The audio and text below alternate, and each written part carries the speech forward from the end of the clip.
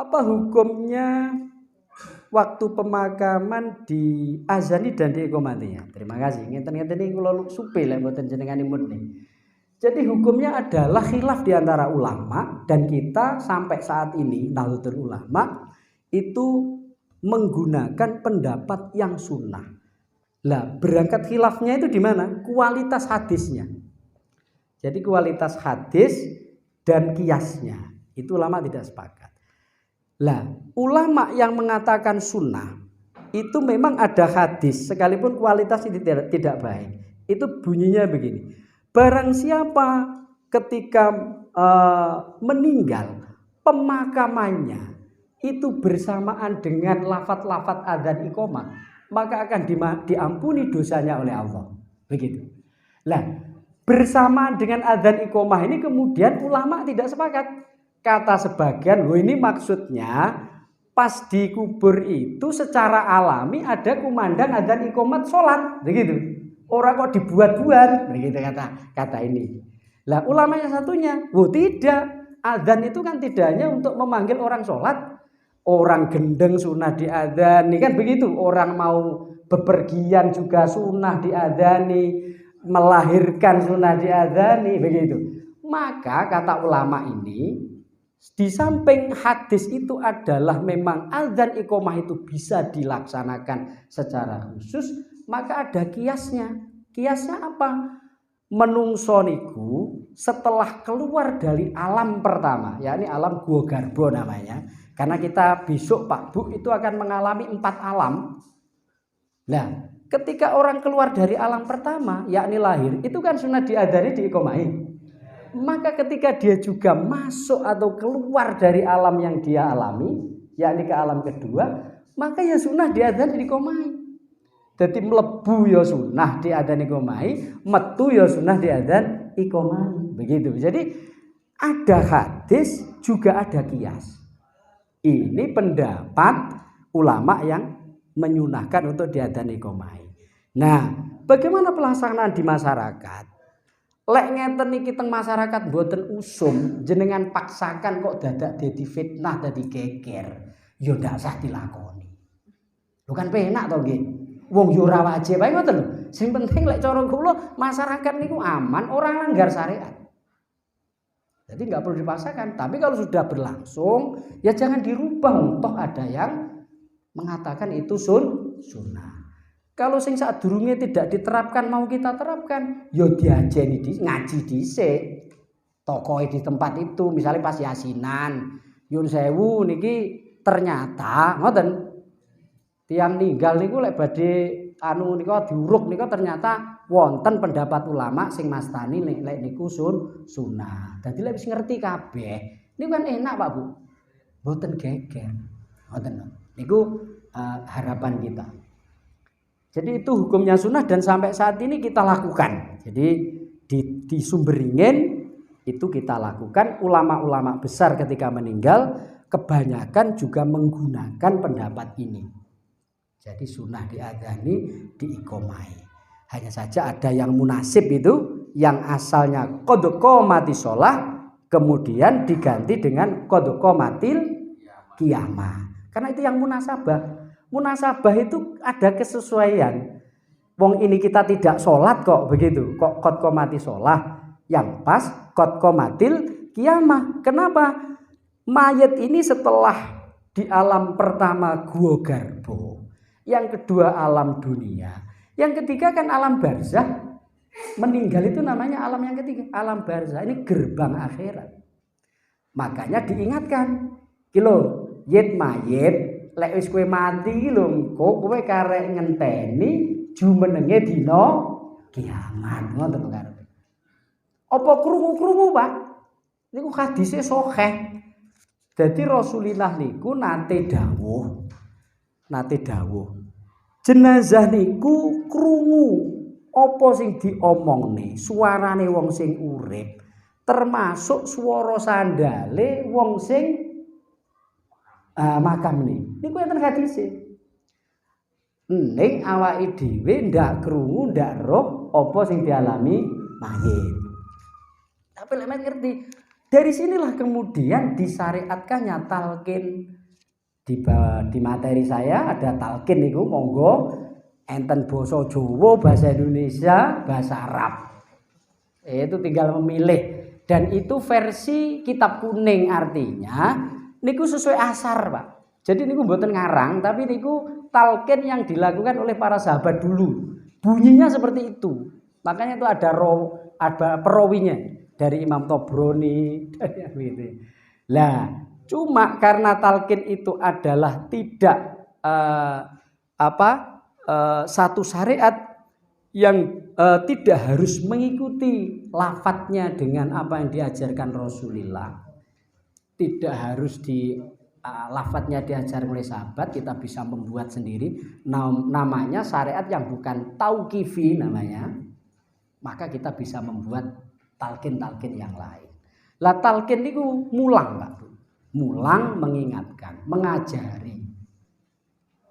Mulano teng mriku nggih komunikasinya dengan mayit nggih. Ya Abdullah ibna Abdillah, kawulane Allah. Awakmu saiki ngoten niku. Wis ana alam kelanggengan. Aja kuwatir, aja wedi, aja ndredeg. Lek engko diparani malaikat loro jenenge Mungkar Nakir. Iku ngono makhluke Allah ya kaya awakmu. Awakmu luwih tinggi derajate, kapan awakmu kuwi dadi wong sing ahli takwa nalikane ning donya. Mulane gak usah ndredeg, gak usah wedi. Engko lek ditakoni iki lho tak warai. Lek dhek kok man robuka sapa pangeranmu, jawaben pangeranku Allah taala dan seterusnya. Lah kula kok lancar, yo lancar wong kula niki kados Mbah Yai Samingan. Gayane niku relawan to. Relawan niku wau. Lek beruntung ya oleh rokok sak bungkus, lek ora nggih mboten asal napa-napa. Tapi kula nggih seneng ngoten niku. Wong nandur apik kok mboten seneng. Dadi ngoten lho. Awake dhewe niku ngrasane wong elek gitu. Sapa teng mriki sing ngakoni wong apik? Kathah dosa to nggih awake dhewe niku. Lah nggih. Dadi lek urusan sosial-sosial ngoten niku tenan jenengan melo, terutama wong enek kematian. Mulane pengen dadi lurah niku, sapa sing sregep takziah. Sapa sing sregep becek niku lawane mesti ndredeg niku, nggih to? Mulane niku. Dadi nandur, Pak. Golek misanan, nggih, mano golek maisan, golek nek kain kafan, nyepak niku masalah. Terbatu saestu. Niku ngoten niku. Saestu niku. Wong nggih niki wau sing dereng. Apakah boleh menggunakan kain ihram untuk kafan mayit? Ini penting nih sekali. Lek maksude itu adalah kain ihram itu kita gunakan untuk kain kafan, itu boleh, kain apapun. Cuma sunahnya itu warnanya saja putih niku sunah. Akan tetapi kain ihram di sini yang dimaksud adalah ya sebagai bahan untuk kafan. Mboten kok kain ihram niku ya kurkuyae digawe bungkus dene kurang ya bene. Tidak begitu. Jadi standar menutupi semua anggota tubuh niku tidak bisa ditawar. Kalau bahannya monggo kain sing tahu digawe ihram. Kain yang saat terusé niku monggo. Justru ini nanti kalau ada wasiat dari mayit maka menjadi wajib. Wajibnya bukan karena harus pakai kain kafannya, tapi karena diwasiatkan. Lho ngoten. Jadi misalnya kula duwe kain kafan din apa kain ihram mergo kula nate haji Mbak simpen apik. Akhir aku wasiat aku besok lek mati kain sing biyen tak gawe ihram iku gaenen kain kafan aku. Niku dadi wajib, Pak. Jadi namanya ini isok. Ya. Jadi kita menyampaikan wasiat kepada apa jenenge ahli waris agar supaya mengkafani dengan kain ihram menjadi wajib karena napa jenenge tanfidul wasiyah itu hukumnya wajib ma'adal ma'asi selama itu bukan maksiat. Tapi lek wasiate maksiat mboten angsal lho nggih dilakoni. Ngoten nggih. Dadi Apakah boleh kain ihram dibuat kain kafan? Boleh. Yang penting kalau nanti kurang ditambahi. Kalau wasiat menjadi wajib. Enter sing ngacung monggo.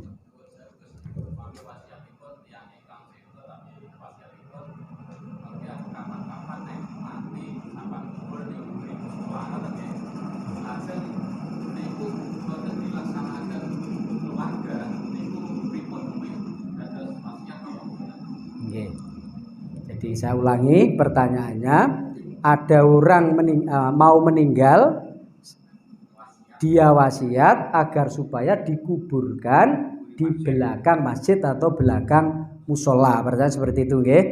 Jawabannya begini, tanah itu yang tempat mau dibuat mengubur ini miliknya sendiri atau milik umum? Atau wakaf masjid musola? Jadi kalau itu, makanya saya tanya, ini penting. Kalau itu dulu wakafnya masjid musola, artinya itu milik masjid musola, maka ini haram ini melaksanakan wasiat ini, nggak boleh. Karena itu bukan miliknya. Sama artinya saya wasiat, besok aku lek mati le ya, aku pengen dikubur nang ngarepe Mbah Yai Samingan. Harame loro lek niki, Pak. Pertama naklul mayit. Jadi rumah saya Sumberingin itu memindah ini jadi masalah. Sebagian ulama haram karena tidak ada hajah, saya bilang. Kedua, yang saya wasiat ini tanah bukan milik saya. Lha niki lho. Terus ngoten niku jawabane nggih. Jadi kalau itu milik tanah sendiri, maka boleh. Itu pun ada catatan lho nggih. Boleh itu kalau memang itu tidak mengganggu terhadap lingkungan. Lek mengganggu terhadap lingkungan menjadi tidak boleh lagi. Contoh misalnya nyun sewu mriku perumahan padat, wonge jerih-jerih pisan, nggih. Aku besok lek mati le kubure ning ngarep omah ya. Waduh. Lah niki. Dados fikih itu seperti itu, nggih. Jadi semuanya ada aturannya dan semuanya bisa makul. Jadi itu syariat Islam, kehebatannya seperti itu. Jadi bisa dilogikakan, ada ilat, ada hikmah yang selalu bisa ditelusuri, kecuali sebagian-sebagian ibadah mahdhon itu memang syariat yang namanya bukan ta'akuli tapi syariat yang ta'abbudi namanya begitu. Nggih, monggo.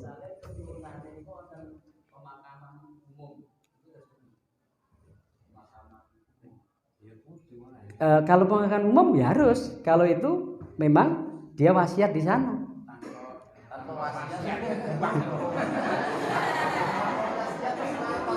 Jadi kuncinya itu seperti itu. Jadi wasiat itu kalau perkara wajib menjadi wajib, kalau sunnah menjadi sunnah, kalau mubah menjadi mubah.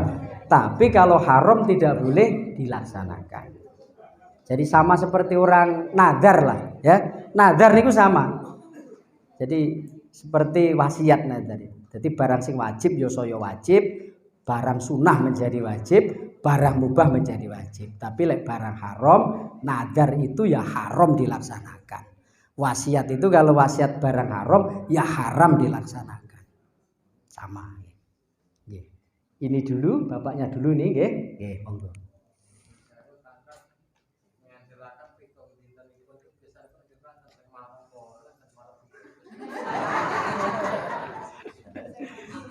Nggih, saya ini.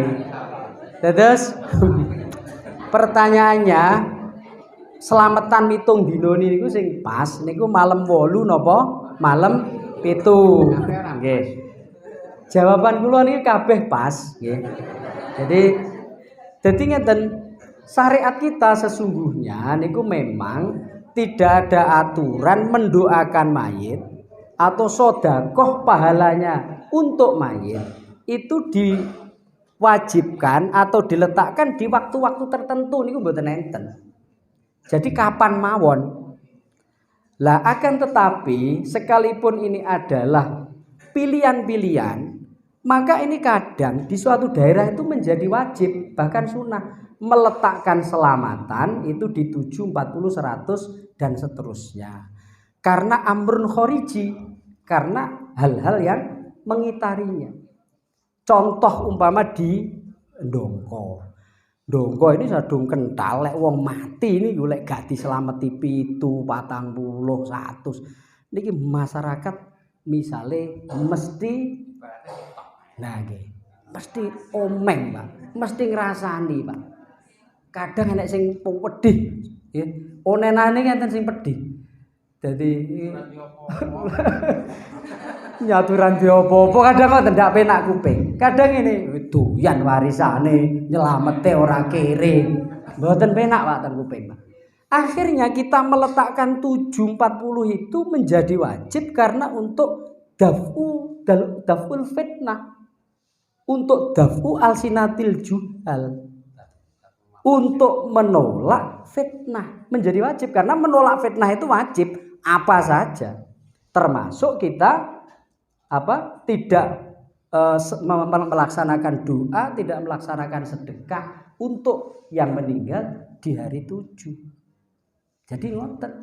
Lah lek teng daerah lintu mungkin nggih benten. Misale teng kota-kotan kan mboten peduli nggih ngeten-ngeten iki. Lah lek ngoten-ngoten niku monggo. Wong mboten dislameti nggih mboten napa-napa. Utawi di hari napa mawon niku nggih mboten napa-napa. Akhirnya ngeten iki karena amrun khariji nggih tergantung di daerah masing-masing. Tapi saya pastikan 7 hari, 40 hari, 100 hari niku hukumnya sunnah. Dadi mboten sah ditinggal. Napa malih teng ndongko niku dadine wajib. Wajibe ora slametane, ora anune tapi mergo lek mboten dislameti dadi fitnah. Nah, jadi clear. Nggih. Nggih. Wau sing riyen nika Bapak ini kok wau. Nggih monggo. Pak Imam monggo.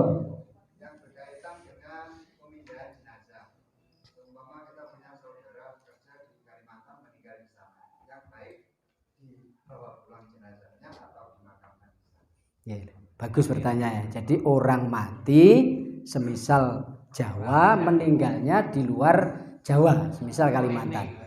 Apakah ini sebaiknya atau pertanyaannya apa tadi? Sebaiknya ya?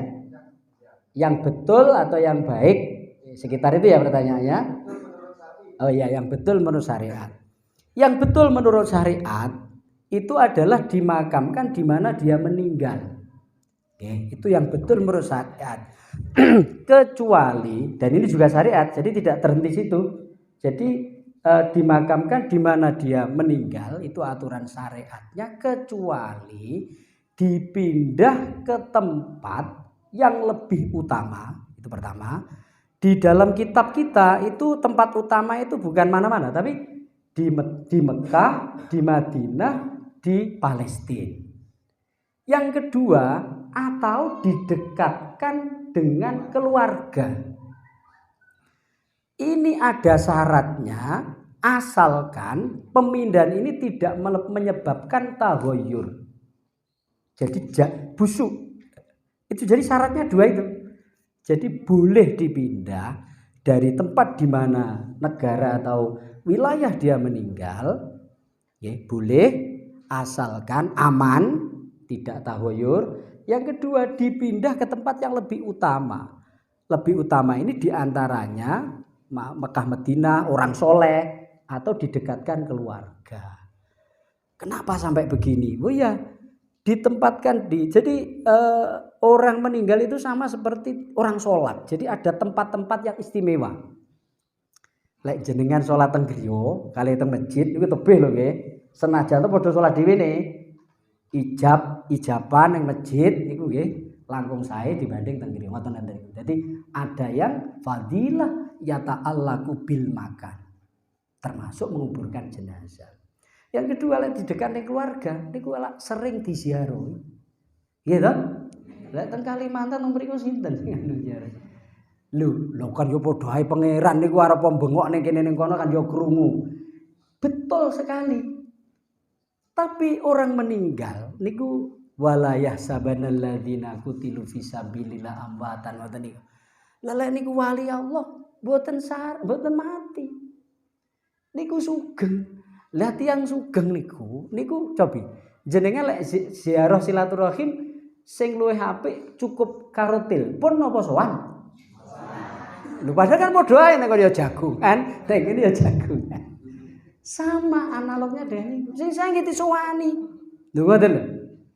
Mulane kenapa kok ziarah-ziarah lho Kanjeng Nabi lek pancen niku padha lho nggih antane didongakne kok aduan karo diparani. Mestine Kanjeng Nabi mboten sering teng makom Baqi niku. Tapi mboten Kanjeng Nabi niku masyaallah.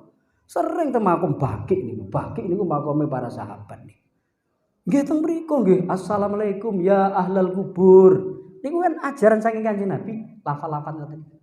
Lho Kanjeng Nabi ziarah. Oh berarti senajan yo padha-padha ndongakne, ngoten lho.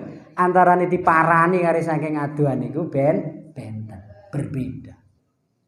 Nah, niku penting. Makanya boleh atau bisa dipindah dalam rangka jenazah itu didekatkan dengan keluarga.